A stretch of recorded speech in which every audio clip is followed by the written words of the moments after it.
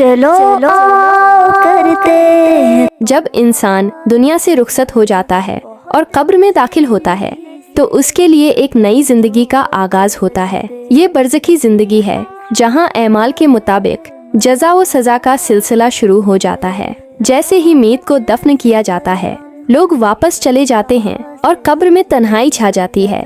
یہی وہ لمحہ ہوتا ہے جب دو فرشتے منکر نکیر قبر میں آتے ہیں اور سوالات کرتے ہیں۔ پہلا سوال ہوتا ہے، تیرا رب کون ہے؟ نیک اور سچا مومن بلا جھجک جواب دیتا ہے، میرا رب اللہ ہے۔ اس کا دل اور زبان یکجا ہو کر اس حقیقت کی گواہی دیتے ہیں کیونکہ وہ دنیا میں اللہ کی بندگی کرتا رہا ہوتا ہے۔ اس کے برعکس جو شخص دنیا میں اللہ کو بھلا چکا ہوتا ہے وہ گھبرا جاتا ہے اور کچھ نہیں کہہ پاتا۔ دوسرا سوال کیا جاتا ہے، تیرا دین کیا ہے؟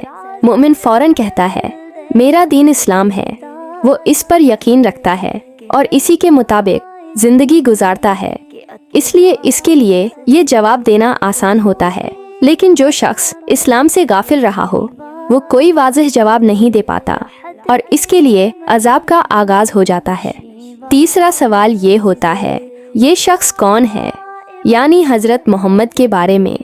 نیک مومن خوشی سے کہتا ہے، یہ اللہ کے رسول حضرت محمد ہیں، میں ان پر ایمان رکھتا تھا اور ان کی پیروی کرتا تھا۔ لیکن جو شخص ان کی تعلیمات سے دور رہا ہو وہ اس سوال کا کوئی ٹھوس جواب نہیں دے پاتا۔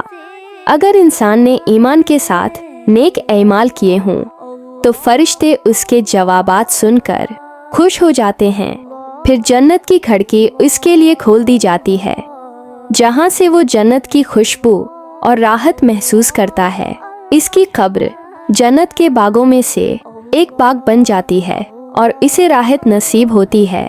برعکس اگر انسان نے دنیا میں برے اعمال کیے ہوں اور ایمان میں کمزوری رکھی ہو تو وہ سوالات کا جواب دینے میں ناکام رہتا ہے۔ اس پر سختی کی جاتی ہے اور اس کی قبر تنگ کر دی جاتی ہے۔ اسے جہنم کی جھلکیاں دکھائی جاتی ہیں اور عذاب کا آغاز ہوتا ہے۔ نیک شخص کی قبر میں ایک خوبصورت خوشبودار ہستی آتی ہے جو کہتی ہے، میں تیرے نیک اعمال ہوں، تجھے خوشخبری ہو۔ وہ شخص سکون محسوس کرتا ہے اور جنت کی راحت کا منتظر رہتا ہے۔ اس کے لیے قبر میں روشنی اور آرام ہوتا ہے۔ گناہگار شخص کے پاس ایک بدبودار اور خوفناک شکل والی ہستی آتی ہے جو کہتی ہے، میں تیرے برے اعمال ہوں۔ وہ خوف سے کانپنے لگتا ہے اور فرشتے اسے سخت سزا دیتے ہیں۔ قبر میں اندھیرا اور تنگی اس کے لیے عذاب کا سبب بنتی ہے۔ نیک مومن کو کہا جاتا ہے کہ سو جا جیسے دولہا سوتا ہے۔ اس کے لیے قیامت تک راحت لکھی جاتی ہے۔ وہ جنت کی نعمتوں کا انتظار کرتا ہے اور اسے کسی قسم کا خوف محسوس نہیں ہوتا۔ لیکن جو شخص برے اعمال کے ساتھ دنیا سے گیا ہو اس کے لیے قبر میں عذاب کی شروعات ہو جاتی ہے۔ قیامت کے دن تک وہ تکلیف میں مبتلا رہتا ہے اور اس کے لیے دوزخ کا عذاب مقدر ہو جاتا ہے۔ اس لیے ضروری ہے کہ ہم دنیا میں رہتے ہوئے اپنے ایمان اور اعمال کو درست رکھیں تاکہ قبر میں کامیابی نصیب ہو۔